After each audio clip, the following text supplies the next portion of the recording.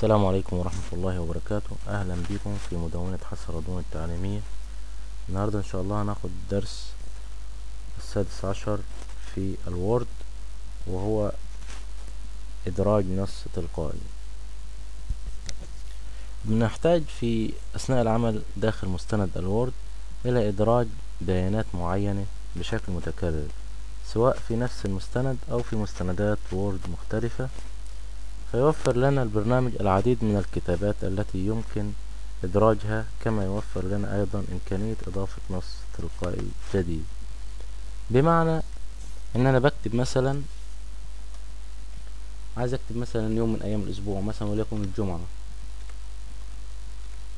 بمجرد وأنا بكتب في أثناء كتابتي للكلمات يظهر إمكانية إدراج هذه الكلمة تلقائيا، زي ما شايفين في السكرين تيب تلميح الشاشة.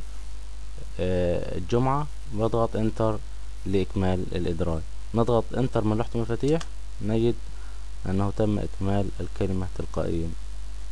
مثلا بكتب السيد، بمجرد كتابة حروف من هذه الكلمة نجد أنه السيدات والسادة. أضغط انتر للإكمال، أضغط انتر نجد أنه يتم إكمال هذه الكتابات تلقائيا، لأنها مدرجة في نص تلقائي. كما يمكن أيضا إدراج نص تلقائي عن طريق إدراج نص تلقائي، ونجد العديد من الكتابات التي يمكن إدخالها تلقائيا. مثلا في إغلاق هذه نجد الملخص والعديد من الكتابات مع أطيب التحيات مع أصدق الأمنيات. بالضغط على أي من هذه الكتابات يتم إدراجها إلى المستند كما نرى. كما يمكن أيضا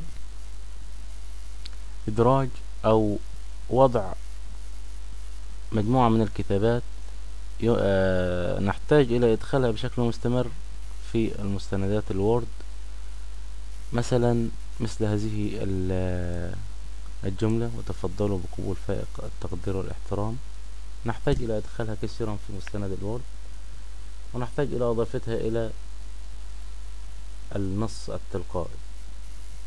فنحدد الكتابات ثم نضغط إدراج نص تلقائي ونضغط على جديد، فيتم ظهور مربع الحوار هذا.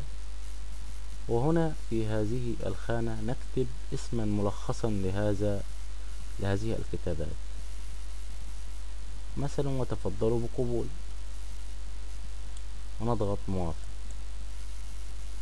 فلإدراج هذه الكتابات نضع المؤشر في المكان الذي نريد إدراج هذه الكتابات فيه، ونضغط على إدراج نص تلقائي، وفي عادي نجد أنه يوجد النص الذي نريد إدراجه وهو تفضل. نضغط على هذا الملخص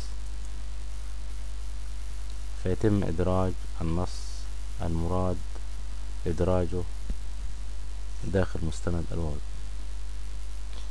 وشكرا، والسلام عليكم ورحمة الله وبركاته.